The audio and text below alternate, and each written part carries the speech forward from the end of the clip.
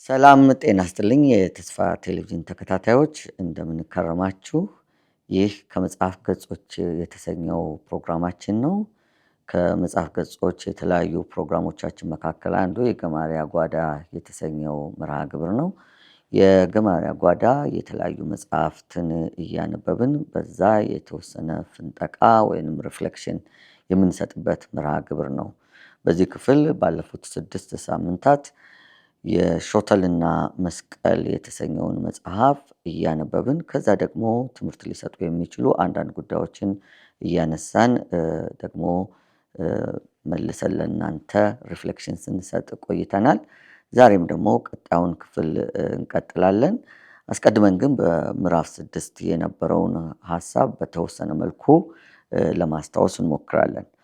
እንደሚታወቀው ዴቪድ እግዚአብሔር የሰጠውን ራዕይ ይዞ ወደ ኒውዮርክ ከተጓዘ በኋላ አስቸጋሪ ጎዳናዎችን ለመጓዝ ተገዷል እና በምዕራፍ 6 ላይ ዴቪድ አስደናቂ ነገር ሲያደርግ ነው የምናየው። በዚህም በምዕራፍ 6 ላይ ያደረገው ነገር ምንድነው? የሉዊስ እና ጓደኞቹ ቤተሰቦች ጋር መሄድ ነበር። በተለይ በአንድ ቤት በተገኘ ጊዜ በጣም ተስፋ የሚያስቆርጥ ነገር ነው የገጠመው። የነዛ 7 ነፍሰ ገዳይ ወላጆች በልጆቻቸው ችግር ምክንያት ከማህበረሰቡ እጅግ በጣም የተገለሉ እንደሆነ ተገንዝቧል። በጣም ደግሞ አሳዛኙ ነገር ማንም ሰው እነሱን ለመርዳት ተነሳሽነት አልነበረውም። መንግስትም ሆነ ማህበረሰቡ እነሱን ለማገዝ ምንም አይነት ተነሳሽነት አልነበረውም። በዚህ ምክንያት የወጣቶቹ ህይወት አጭር ሊሆን ችሏል። ሌላው አሳዛኙ ነገር በኒውዮርክ ከተማ እነሱን በተለይ በእጽ ሱስ የተያዙትን ሰዎች ለመርዳት እነዚህ ወጣቶች ለመርዳት የተዘጋጀው ሆስፒታል አንድ ብቻ ነበር እና ይሄንም በመሆኑ ምክንያት ልጆቹ ከእጽ ሱሳቸው የሚወጡበት ምንም አይነት እድል እንዳልነበራቸው ነው የሚታየው። ዴቪድ ጥናቱን ቀጥሎ ከጎዳናዎቹ ባለፈ በቤተ መጻሕፍት፣ በፖሊስ ጣቢያ፣ በማህበራዊ ደግሞ አገልግሎት ሰጪ ተቋማት እንዲሁም በሆስፒታሎች ውስጥ ጥልቅ ጥናት ለማድረግ ሞክሮ ነበረ እና በዛም የተረዳው ነገር በጣም አገልግሎቱ ከባድ እንደሆነ ነው። ስለዚህ ጥሎ ለመሄድ ሁሉ ልቡ የተነሳሳበት አጋጣሚ ሁሉ ነበረ እና መንፈስ ቅዱስ ግን በዛ እንዲቆይ በተደጋጋሚ እየመጣ ያሳስባል። እንደሚታወቀው ዴቪድ አንዱ ትልቁ ልዩነቱ የጸሎት ሰውነቱ ነውና መንፈስ ቅዱስ እዛ እንዲቀመጥ አደረገው። ነገር ግን ያም ሆኖ እንኳን እዛም ስለመቆየቱ እርግጠኛ አልነበረም እና ልጆቹ አንድ ቀን ግን መንፈስ ቅዱስ በልቡ ምን ተናገረው? ልጆቹ አዲስ ህይወት መጀመር እንዳለባቸው አመነ። እናም የወጣት ማዕከል መክፈት እንዳለበትም ተገነዘበ። እናም ይሄ ደግሞ ለልጆቹ ተቀባይነትንና ፍቅርን የሚሰጥ ማዕከል እንዲሆን ነበር ያሰበው። በሩ 24 ሰዓት የሚከፈት ይላል። እንደዚህ መንፈስ ቅዱስ ያሳየው ነገር መጀመሪያ ወደ ኒውዮርክ ሲመጣ ከሰማው ድምጽ ጋር ተመሳሳይ የሆነ ድምጽ ስለነበር የሰማው በጣም ልቡ በሐሴት ተሞላ እና በመጨረሻ የጸለየ ጸሎት አቤቱ ጌታ ሆይ ይህ ቢፈጸም ምን ያክል ውብ ይሆን ነበር የምትል ጸሎት ነው ጸልዮ ያቆመው። እንግዲህ ዛሬ ትረካውን ክፍል 7ን ወይም ምዕራፍ 7ን ሰምተን ስንመለስ ደግሞ ከዛ የምንወስዳቸው ቁም ነገሮች አሉ። ትረካውን ሰምተን ካፍታ ቆይታ በኋላ እንገናኝ። መልካም ቆይታ ይሁንላችሁ።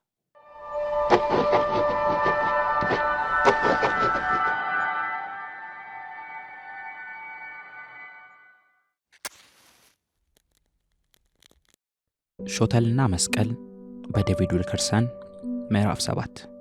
ከአንድ ሳምንት በኋላ የሚያስደንቅ አስተሳሰብ ይዤ ወደ ኒውዮርክ ተጓዙ።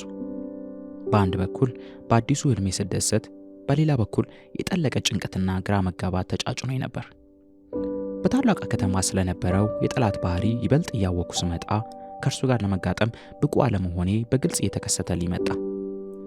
ይህም ጠላት የኒውዮርክን አስቀያሚ አኗኗር ባጎሉት ማህበራዊ ሁኔታዎች ውስጥ ተሸሽጎ ብቸኝነትንና የፍቅር ረሃብ ያጠቃቸው ልጆች ለመቀራመት ተዘጋጅቶ ነበር። በመሆኑም ቀላል የሰላምና የነጻነት የደስታና የብቀላ ተስፋዎችን በማቅረብ ወደ ራሱ ሊስባቸው ፈለገ። እነዚህም ተስፋዎች በጥሩ ስሞች ይጠራቸዋል። ነፍሰ ገዳይ ወንበዴዎች እንደማለት፣ ክለቦች፣ አደንዛዥ ዕፅ እንደማለት ማነቃቂያ፣ በጥላቻ የተሞላ እርካታ የሌለበት ወሲብ እንደማለት የአሳ ዝላይ፣ ወደ ሞት የሚያደርስ የከፋ ጦርነት እንደማለት ጨዋታ ይላቸዋል። በዚህም አይነት በሰለባዎች ውስጥ ከሰብአዊነት መስመር የወጡትን ባህሪያት አዋቀረ። በዙሪያቸውም ጠንካራ የደንዳናነት ግንብ ጋበ። በደንዳናነታቸው እንዲኮሩ አደረገ። እኔም ከእርሱ ብርታት በተቃራኒ የራሴን ምስኪንነት ተመለከቱ። ከነዚህ መሳሪያዎች አንዱም አልነበረኝም፣ ልምዱም አልነበረኝም። ከዚህም በላይ ገንዘብም ሆነ የሚደግፈኝ ድርጅት አልነበረም። እናም ውጊያ መግጠሙ አስፈራኝ። ወዲያውም ውጊያው ወደ እኔ ሲመጣ የፈራሁበት ሌላ አጋጣሚ ትዝ አለኝ። ይህ የሆነው በልጅነቴ ወደ ፒትስበርግ ከሄድን ብዙም ሳይቆይ ነበር። በልጅነቴ በትግል አሸንፌ ለመሸለም ጥረት ያደረግኩበት ጊዜ ትዝ አይለኝም። ሁልጊዜም ደካማ ቢጤ ሲሆን ሰውነቴም ዛሬ ካለኝ እንኳ ይቀጨጨ ነበር። ስለሆነም እንኳንስና ልታገል ሐሳቡ ራሱ ያንቀጠቅጠኝ ነበር። የሚገርመው ግን የሁለተኛ ደረጃ ትምህርት ቤት ተማሪ በነበርኩ ጊዜ ሁሉ ኃይለኛ ነው የሚል ዝና ስለነበረኝ ነገር የሚፈልገኝ አለመኖሩ ነው። የአስቂኝ ሁኔታ የተከሰተው በተለየ መንገድ ስለነበር ስለሱ ባሰብ ቁጥር ለአሁኑ ገጠመኜ ጠቀሜታ አይኖረውም ይሆን ስል ተደነቅኩ። በትምህርት ቤቱ ውስጥ በተደባዳቢነቱ የታወቀ ቹክ የሚባል ልጅ ነበር። ገና ወደ ፒትስበርግ እንደደረስን መጀመሪያ የሰማሁት የእርሱን ዝና ነበር። ገና ዕቃችንን ሳናራግፍ ቹክ ሁልጊዜም አዳዲስ ልጆችን እንደሚመታና በተለይም የሰባኪያንን ልጆች እንደማይምር ተነገረኝ።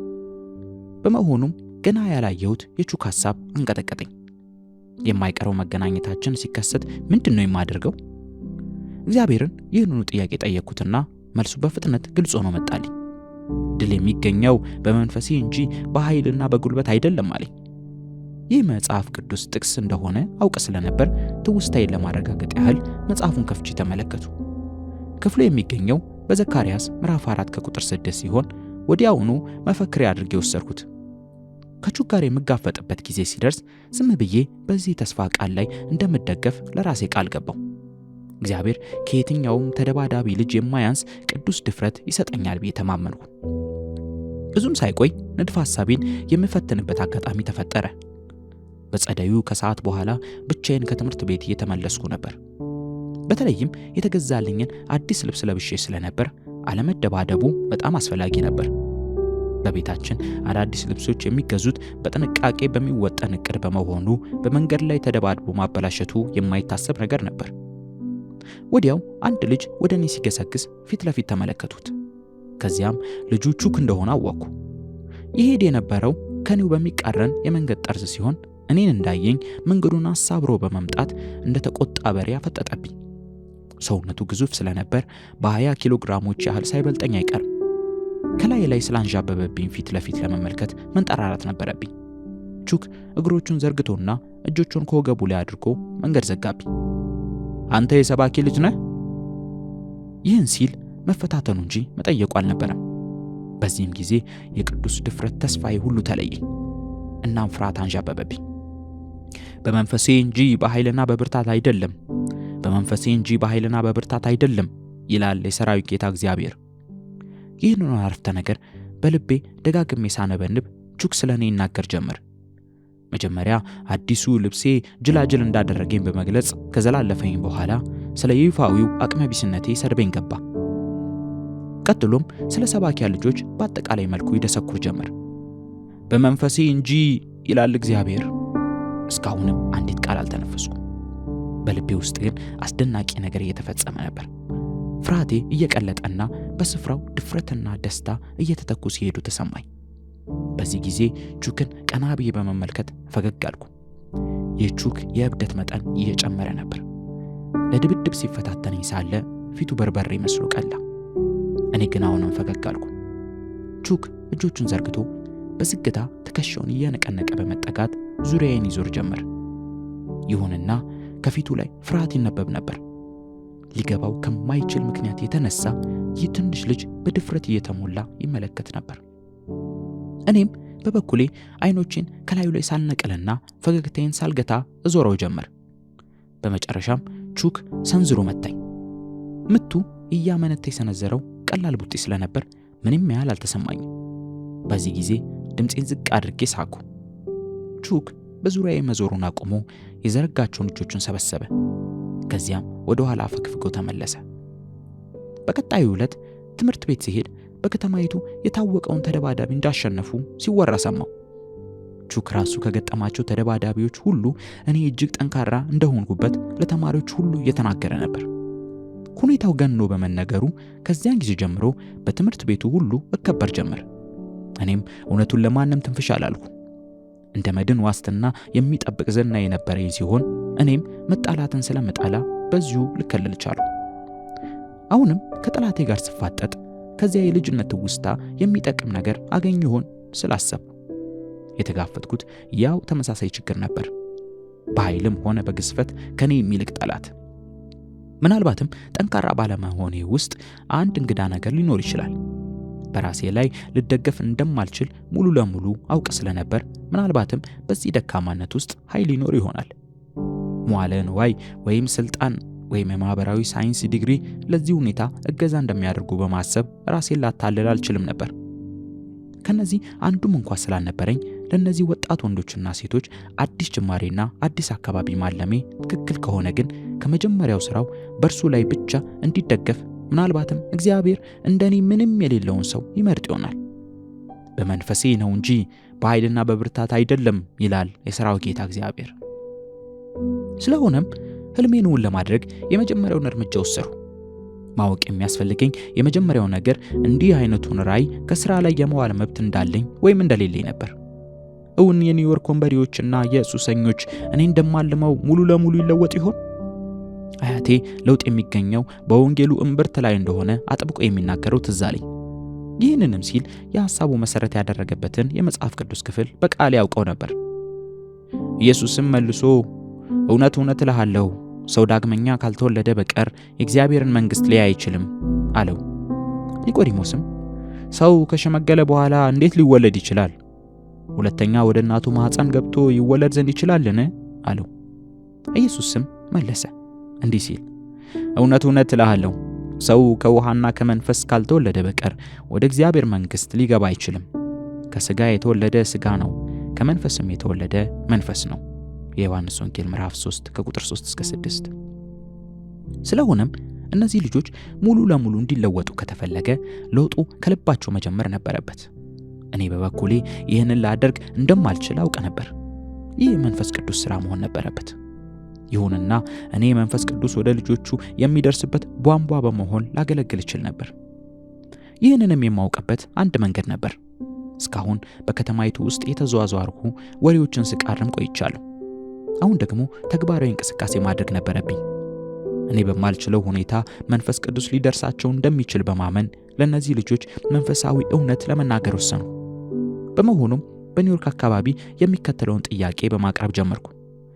በከተማይቱ ውስጥ እጅግ ጠንካራ የሚባሉ የወንበዴ ቡድኖች የትኞቹ ናቸው? ለጥያቄ ሁለት ስሞች ተደጋግመው ይነሱ ነበር፣ ቻፕሊስ እና ማውማው። ሁለቱም በፎርት ግሪን ብሩክሊን ይገኙ ነበር።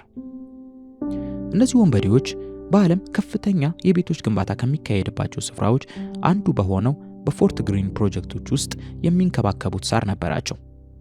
በእነዚህ ግዙፍ ህንፃዎች ውስጥ ከ30,000 የሚበልጡ ሰዎች ሲኖሩ ከነዚህም አብዛኞቹ በእርዳታ የሚተዳደሩ ጥቁሮችና ስፓኒሾች ነበሩ። በዚህ አካባቢ የተሰባሰቡት ተደባዳቢ የወንበዴ ቡድኖች ወገን ለይተው ይኖሩ ነበር።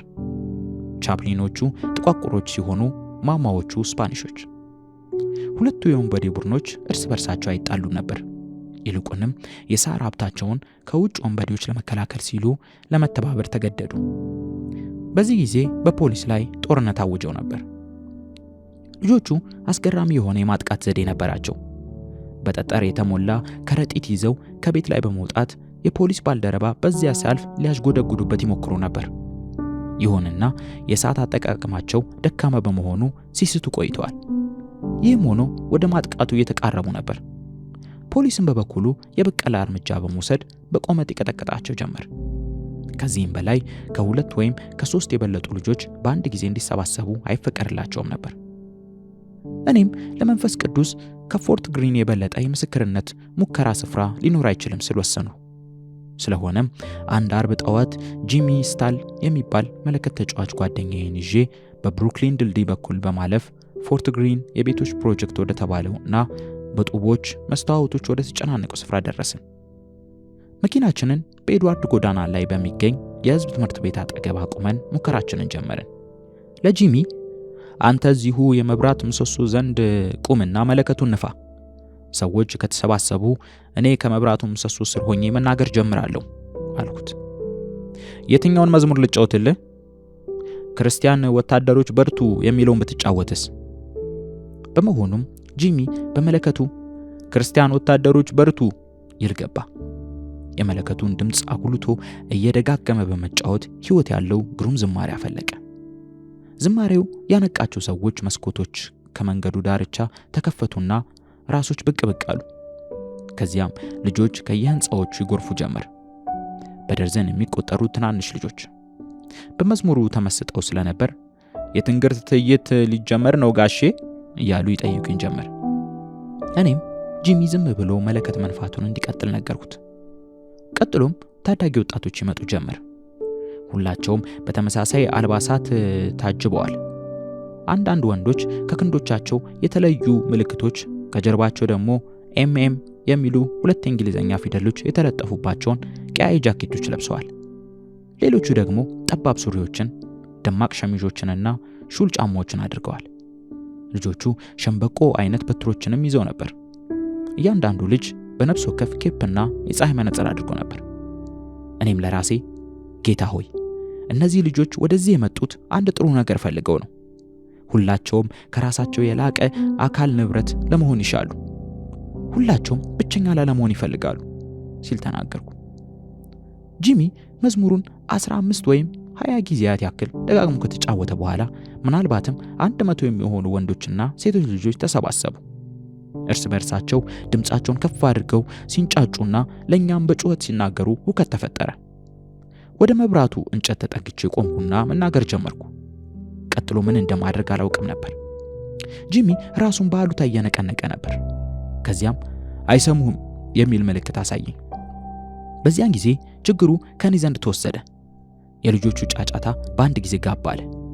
የፖሊስ መኪና እየቀረበ ሲመጣ አየሁ። ከዚያም ፖሊሶቹ ዘለው በመውረድ ቆመጣቸውን ይዘው ወደ ልጆቹ አመሩ። በሉ ተበታተኑ፣ ተንቀሳቀሱ።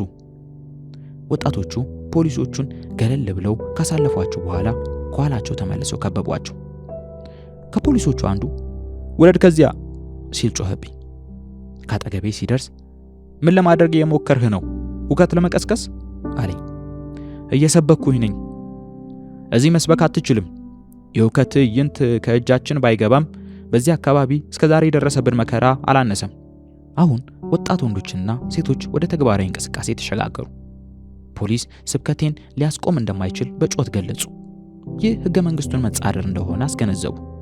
ፖሊሶቹ ግን አልሰሟቸው። እኔና ጂሚ እየተከሰተ ያለውን ነገር ከማወቃችን በፊት በወጣቶቹ መካከል እየተገፈተረን ወደ ፖሊስ መኪና ተወሰድን። ከጣቢያው ስንደርስ ልጆቹ ያነሱትን ጥያቄ ደገምኩ። እስኪ አንድ ነገር ልጠይቃችሁ፣ በአደባባይ ላይ መናገር የዜግነት መብት አይደለም አልኳቸው።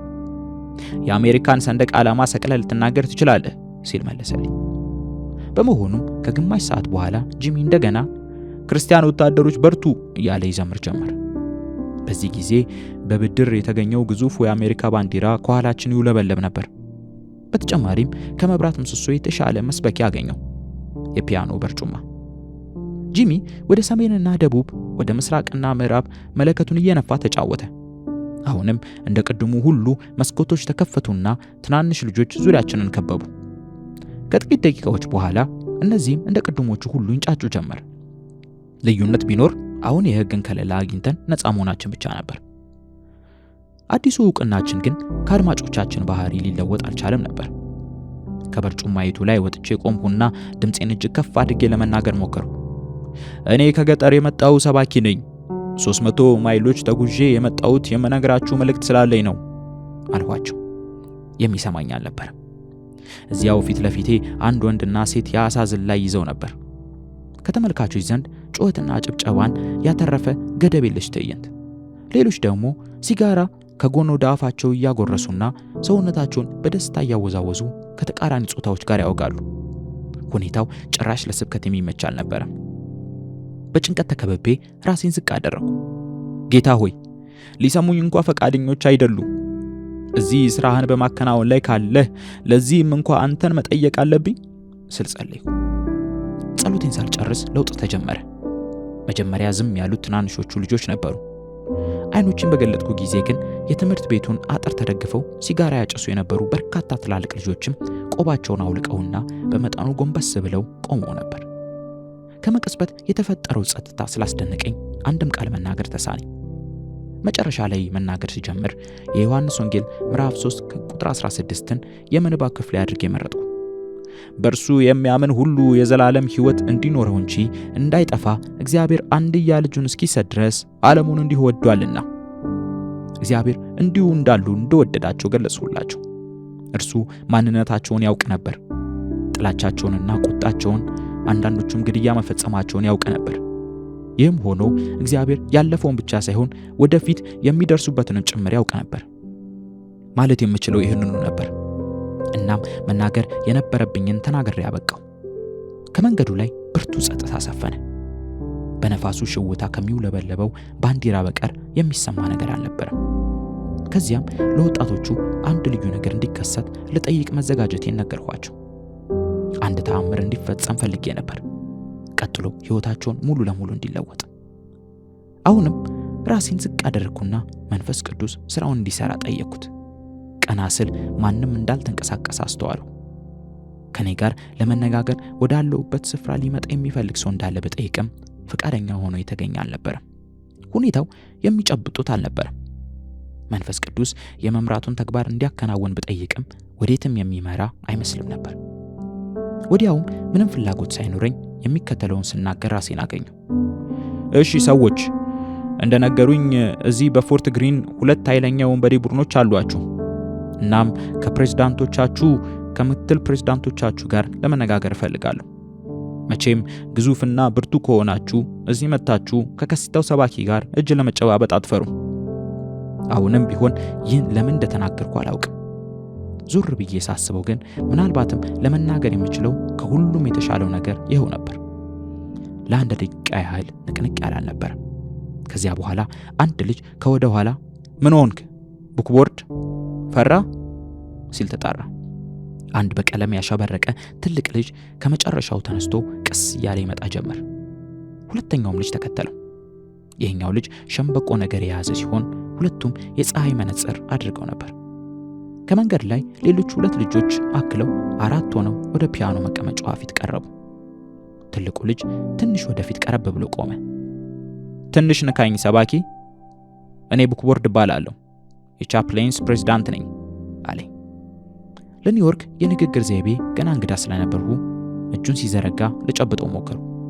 መንካቱ ብቻ ይበቃል ሰባኪው አለኝና ቡክቦርድ የእጁን መዳፍ ከኔው ላይ አሳረፈ። ከዚያም ለጥቂት ደቂቃዎች ካጠገቤ ቆሞ ያስተውለኝ ጀመር። ምንም አትልም ሰባኪ፣ በእርግጥ አናዳኸኝ ነበር።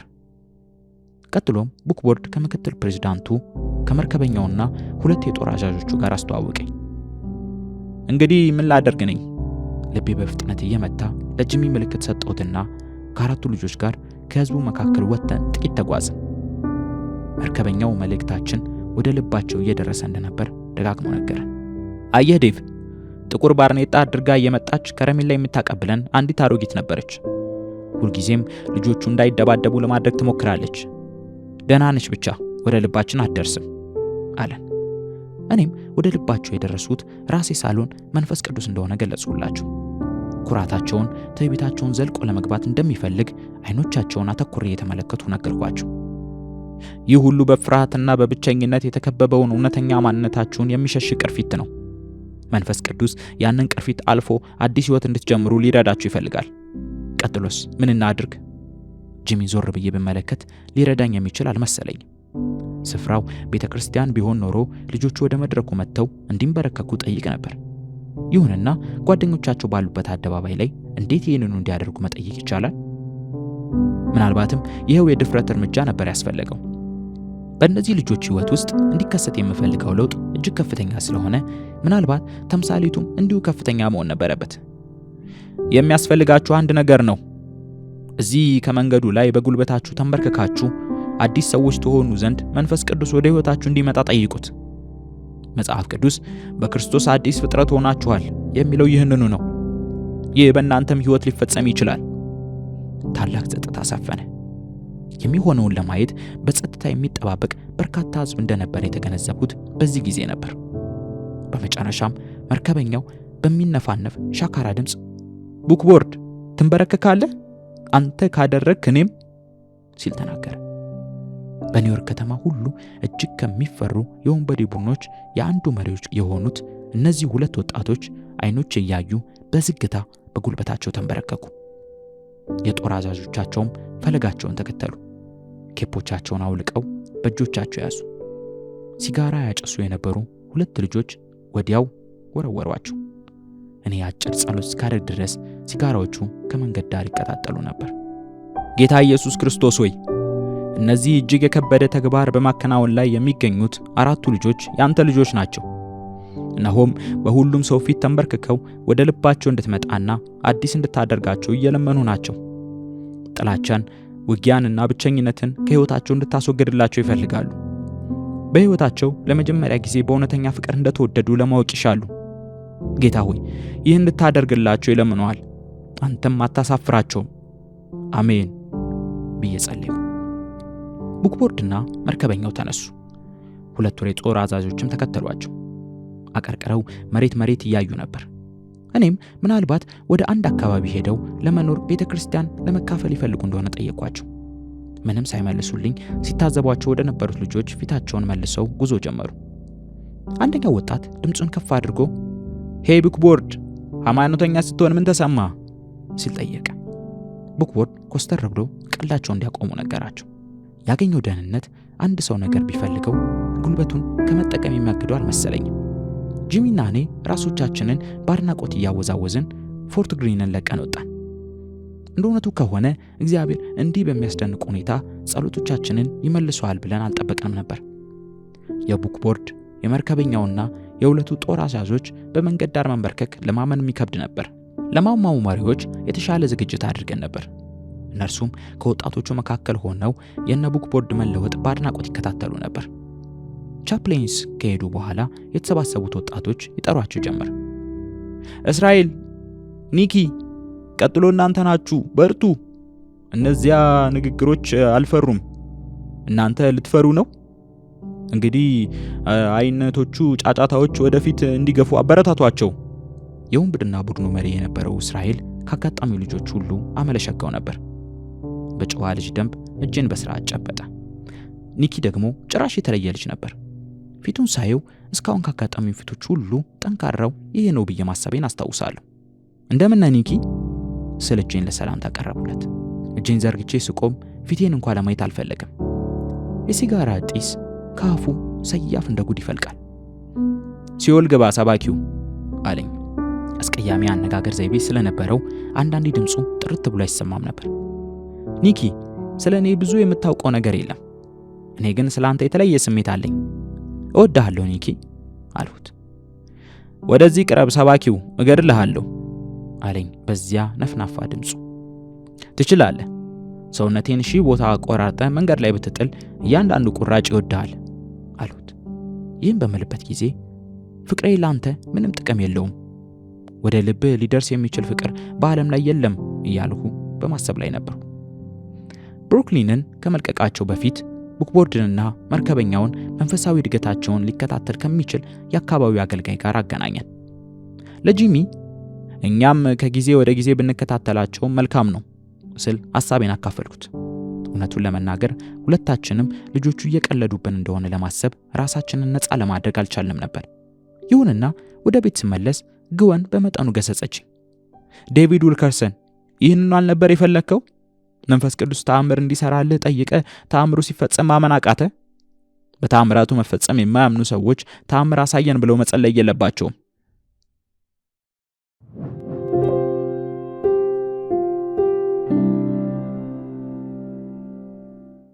የተወደዳችሁ ተመልካቾቻችን በትረካው እጅግ እንደተመሰጣችሁና ብዙ ቁም ነገሮች እንዳገኛችሁ ተስፋ እናደርጋለን። ጥቂት ነገሮችን ደግሞ ከኔ ጋራ አብረን በትረካው ላይ እየተነጋገርን እንቆያለን። በምዕራፍ 7 ላይ እንዳየነው ራእዩን ካየ ያንን አስደናቂ ራእይ ካየ ከአንድ ሳምንት በኋላ እንደገና በዛው በኒውዮርክ ልቡና ቀልቡ ባለበት በኒውዮርክ ከተማ ውስጥ ዴቪድ እንደተገኘ ይሄንን እንረዳለን። እና ዴቪድ እነዚህ በፍቅር እጦትና በብቸኝነት የሚሰቃዩ ልጆችን ለማዳን የሚያደርገው ትግል ከሰይጣን ጋር ፊት ለፊት የሚያደርገው ጦርነት እንደሆነ ተገንዝቧል። እና ያንን ጦርነት ደግሞ ብቻውን ሊወጣ እንደማይችል በተገነዘበ ጊዜ በጣም አፍላ ወጣት ሆኖ ሃይስኩል በገባበት ጊዜ የገጠመውን አንድ አጋጣሚ ያስታውሳል። ይሄም ምንድነው? በሃይስኩል ውስጥ በጣም ተደባዳቢ የሆነ ልጅ ነበረ፣ ቹክ የሚባል። ይሄ ቹክ የሚባለው ሰው ደግሞ በተለይ የሰባኪ ልጆችን፣ የመጋቢ የፓስተር ልጆችን አይወድም። ሆነ ብሎ የሚያጠቃ ነው እና ስለሱ ዝና ሰምቷል። አንድ ቀን የያዘህ እንደሆነ የሚል እና በፍርሃት ውስጥ ነበረ። ግን አንድ ቀን መንፈስ ቅዱስ በልቡ እንደገና አንድ ነገር አመጣ። ያው ልጅም ቢሆን ዴቪድ ከልጅነቱ ጀምሮ የእግዚአብሔርን ቃል የሚያውቅ በመንፈስ ቅዱስ የሚታመን ሰው ነበር። በመንፈስ እንጂ በኃይል እና በብርታት አይደለም የሚለውን ሀሳብ ነበረ የመጣው እና እንደ አጋጣሚ አንድ ቀን ቹክን መንገድ ላይ በተገናኘው ጊዜ ይሄንን ቃል በልቡ ያው እየደጋገመ እያለ ቹክን ገጠመው። ቹክ ትንሽ ሊገዳደረው ሞክሮ ነበር። ነገር ግን እንዴት ባለ ሁኔታ እንዳሸነፈው ከትረካው ተረድተናል። እናም ይሄንን አሁን ከባድ የሆነ አጋጣሚ በገጠመው ጊዜ ያንን ከቹክ ጋር እንደተጋፈጠ ሁሉ በኒውዮርክ ጎዳናዎች ካለ ወጣቶቹን ደግሞ አንቆ ከያዘው አጋንንት ጋር ለመጋጠም በመንፈስ ቅዱስ መታመንና የእርሱን ኃይል መለመን እንዳለበት ተገነዘበ እና ይሄንኑ ነገር ለማድረግ ነው ያሰበው። በሌላ በኩል ደግሞ አያቱ ባነጋገሩት ጊዜ የነገሩት አንድ በጣም ወሳኝ ነገር ነበረ። አገልግሎቱን ውጤታማ የሚያደርገው በወንጌሉ እምብርት ላይ ትኩረት ሲያደርግ፣ ይሄም የወንጌሉ እምብርት የሚለው ወይም ማዕከላዊ ስፍራ የሚለው ነገር ምንድን ነው?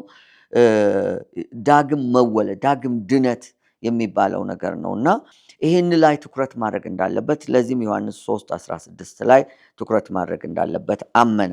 እናም ልጆቹ ለመለወጥ የሚሞክር ከሆነ ከውስጣዊ ለውጣቸው መጀመር እንዳለበት አመነ እና ይሄንኑ ሀሳብ ይዞ ወደ ኒውዮርክ ጎዳናዎች ጋራ ከአንድ የሙዚቃ ተጫዋች ወዳጁ ጋራ ሆነው ሄዱ። ዋነኛ ባለፈው ምዕራፍ እንዳየነው ከባድ የሚባለው ስፍራ ላይ ደግሞ ሙዚቀኛው ሙዚቃ እየተጫወተ እሱ ለመስበክ የሞከረበትን ትዕይንት እናገኛለን እና ክርስቲያን ወታደሮች በርቶ የሚለውን መዝሙር ነበር ሙዚቀኛው የሚጫወትለት። ያም ሙዚቃ ሲጫወት ልጆቹ በዛው አካባቢ ያሉ ማህበረሰብም ሳይቀር አንዳች የሰርከስ ወይም የአስማት ትርኢት እንደሚያቀርብ መስሎ ስለተሰማቸው እንደተሰበሰቡ እና ዴቪድ ለመስበክ በሚዘጋጅበት ጊዜ ድንገት ፖሊሶች ደርሰው ስብከቱን እንዳስቆሙት ነው የምናየው። ለምንድን ነው የሚባል ፖሊሶቹ ልጆቹ ይተናኮሏቸው ስለነበር ፖሊሶቹ ደግሞ በጭካኔ በልጆቹ ላይ እርምጃ ይወስዱ ነበር እና በፖሊሶቹና በልጆቹ መካከል የቆየ ቂምና ጥላቻ ነበር። ስለዚህ ከለከሏቸው። ይሄን ጊዜ ግን ለዴቪድ ጥሩ እድልና አጋጣሚ ፈጠረለት። ምክንያቱም ልጆቹ ለፖሊሶቹ ከነበራቸው ጥላቻ የተነሳ ዴቪድን እንዲሰሙት፣ ልክ የጠላት ወዳጄ ነው አይነት ይመስላል እና ዴቪድ ያው በትረካው ላይ እንደሰማ ነው እንደገና ተመልሶ ፖሊስ ጣቢያ ሕገ መንግስታዊ መብቱን ጠቅሶ የአሜሪካን ባንዲራን ሰቅሎ በአደባባይ መስበክና መናገር እንደሚችል ካወቀ በኋላ ተመልሶ መጥቶ መስበክ ይጀምራል እና ሲጀምር እኔ ገጠር ሰባኪ ነኝ፣ ከገጠር የመጣው ሰባኪ ነኝ ብሎ ነበረ የሚጀምረው። ነገር ግን ልጆቹ መሰባሰቡ በፈጠረላቸው እድል እንደውም ልጆቹ በጣም ልቅ የሆነ የወሲብ ድርጊቶችን የሚያሳዩ መዳራቶችን እና ደግሞ አንዳንድ ትዕይንቶችን በማድረግ ይረብሹት እንደነበረ እና በዚህም ተስፋ ወደ መቁረጥ ደርሶ እንደነበረ በኋላ ግን በጩኸታቸው በንግግር በእርስ በርሳቸው በድሪያቸው መካከል አንገቱን ዘንበል አድርጎ መጸለይ ሲጀምር ለውጥ እንደተፈጠረ ወዲያውም ዮሐንስ 3:16ን እንደሰበከና እንደገና መልሶም ደግሞ አጭር ጸሎት እንደጸለየ ከዛም በኋላ ጥሪ እንዳደረገ እናያለን። በዚህ ጊዜ በተለይ ጥቁሮቹ ዋነኛ የወንበዴ ቡድኖች መሪዎች የነበሩት ቡኮርድ እና መርከበኛው የተባሉ ሁለት ወጣቶችን ጨምረው በአስደናቂ ሁኔታ ጌታን እንደተቀበሉ የምናይበትን ትዕይንት ነው የምናገኘው እና መጥተው አንድ ነገር ነገሩት። በተለይ አንዲት አሮጊት ሴት ትመጣ ነበር፣ ጥቁር ኮፍያ የምታደርግ መታ ትነግረን ነበር።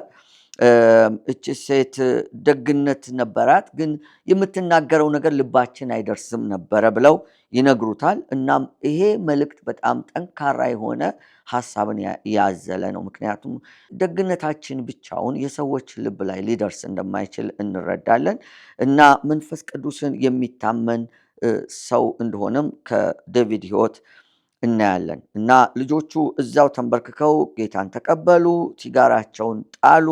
እናም ዴቪድም ጸለየላቸው። ነገር ግን ምንም እንኳን የጥቁሮቹ የወንበዴ ቡድን ጌታ ኢየሱስን በአደባባይ የተቀበሉ ቢሆኑም ነገር ግን ስፓኒሾቹ ደግሞ እንዳልተቀበሉ እና በኋላም ለነሱም ጥሪ እንደተደረገላቸው ነው የምናየው። በስፓኒሾቹ እና በጥቁሮቹ መካከል ስምምነት ስለነበረ እርስ በርሳቸው ብዙ አይጎዳዱም። ስለዚህ ነው አብረው አንድ መድረክ ላይ ለመገናኘት የቻሉት። በዚህ መካከል እስራኤልና ኒክ የሚባሉ ሁለት ወጣቶች ከስፓኒሾቹ መካከል እናገኛለን። እስራኤል በጣም ገራገርና ወዲያው ጌታን ለመቀበል ደግሞ ፈቃደኛ የሆነ ሰው ሲሆን፣ ኒክ ግን በጣም በጥላቻ የተሞላ እንደውም በዴቪድ ላይ ከባድ የሆነ ዛቻ ያቀረበ ወጣት ነበር እና በሱ ላይ ይዝታል። ነገር ግን ዴቪድ ደግሞ በጣም የሚገርም ፍቅር ይሰጠዋል። እገልሃለሁ ሲለው ይሄ ብትቆራረጠኝም እንኳን ሰውነቴ ቢቆራረጥም እወድሃለሁ፣ ሰውነቴ ይወድሃል ብሎ ይለዋል። በነገራችን ላይ በዚህ ታሪክ ውስጥ በተለይ ማሪያ እና ደግሞ ኒክ የሚሉትን ስሞች ገና ከዚሁ ከትረካችን መጀመሪያ አካባቢ ጀምሮ የምናገኛቸው ናቸው። በትኩረት እንድንመለከታቸው የመጽሐፉ የመጨረሻ ታሪኮች ላይ እነዚህን ሰዎች ፍጻሜ ለመገንዘብ ከመጀመሪያው ጀምሮ እነዚህን በትኩረት እንድንመለከታቸው ፈልጋለሁ እና በጣም አስደናቂ የሆነ ስራ ከሰሩ በኋላ ሙዚቀኛውና ዴቪድ ከዛ ቢወጡም ግን ጥርጣሬ ነበራቸው። ጥርጣሬው ምንድን ነው? ልጆቹ እያሾፉባቸው መሰላቸው። የሰጡት ምላሽ እርግጠኛ እንዲሆኑ አላደረጋቸውም እና እየተጠራጠሩ ሄዱ። በኋላም ለባለቤቱ ግወን ደውሎ የሆነውን ሲነግራት ባለቤቱ ትገስጸዋለች። እግዚአብሔር መንፈስ እንዲሰራ ለምነኸው አልነበረም? ታዲያ ለምን ትጠራጠራል? ለምን ጸለይክ? ብላ ትለዋለች። በእውነት የትዳር አጋሮች፣ አጠገባችን ያሉ ሰዎች፣ የቤተ ክርስቲያን አብረናቸው የምናገለግላቸው ሰዎች ከኛ ጋር ያላቸው ቅርበትና ማበረታታት እጅግ ወሳኝ እንደሆነ ከግወን እንረዳለን። ግወን የዴቪድ ባለቤት ናት። እቺ ሴት በጣም መንፈሳዊት ሴት ናት። በዚህ አጋጣሚ ይሄንን ፕሮግራም የምትከታተሉ ወገኖች በተለይ የትዳር አጋሮቻችሁ አገልግሎት ያላቸው፣ አገልግሎትም እንኳን ባይሆን ስራ ያላቸው ከሆነ በምን ያክል ደረጃ አብራችኋቸው ልትቆሙ እንደሚገባ ከዚህ ከግወን ሕይወት የምንማረው ብዙ ነገር አለ። ዴቪድ ልቡ በሚወድቅበት ጊዜ፣ በሚወርድበት ጊዜ ግወን እንዴት ባለ ሁኔታ እንደምታበረታታውና እንደምታነሳው እናያለን። ቤቱን ጥሎ ነው፣ ትዳሩን ጥሎ ነው ያለው። ረጅም ርቀት መጓዝ አለበት። ምናልባትም ፋይናንሻል ነገራቸው የተጎዳ ሊሆን ይችላል። ቤተሰቡን አብሮ ለመንከባከብ የማይችልበት ሁኔታ ውስጥ ገብቷል። ግን ሁልጊዜ ባለቤቱ ግወን ከሱ ጋር እንደነበረች በዚህ ሁኔታ ውስጥ እናያለን። ስለዚህ የትዳር አጋሮቻችሁ በአገልግሎት የተያዙ ወገኖች ካላችሁ ይህን ፕሮግራም የምትከታተሉ ከትዳር አጋሮቻችሁ ጋር በመቆም ልባቸው በሚወርድ ጊዜ በመደገፍ፣ ባዘኑ ጊዜ በማጽናናት፣ ተስፋ በሚቆርጡ ጊዜ ደግሞ በማበረታታት አብሮ መሆንን ማሳየት እንደሚገባችሁ ከዚህ መጽሐፍ እንማራለን። ስለዚህ በጣም አጥብቀን ይሄን ነገር እንድናደርግም እኔም ቢሆን አበረታታለሁ። ግወንንም እንደው ታሪኳን እንደ ሌሎቹ አሁን ከዚህ ቀደም እንደ አጽንኦት እንደሰጠሁባቸው ሰዎች እየተከታተላችሁ ፍጻሜው ድረስ ከእሷ ጋር እንድትሆኑ፣ ከታሪኳ ጋር እንድትሆኑ ደግሞ አሳስባችኋለሁ። ስለነበረን ቆይታ እግዚአብሔር እናመሰግናለን። በቆይታችንም ደግሞ እንደተባረካችሁና አዲስን ነገር እንዳገኛችሁ ተስፋ አደርጋለሁኝ። እግዚአብሔር ባርካችሁ። ሳምንት በተመሳሳይ ፕሮግራም በዚሁ ሰዓት እንገናኛለን። ተባረኩ።